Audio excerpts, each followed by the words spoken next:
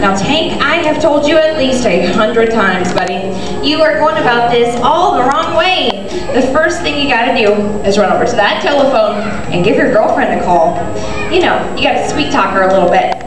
Next, run up to that ATM machine and take out lots of money. Take your money over to the flower shop, buy her a really nice bouquet of flowers, come down the stairs, hop into your Jeep, drive off, and pick her up at her front door. Now Tank, if you can do all of those things, I guarantee you are going to be out of the doghouse. Come on, let's go give it a try.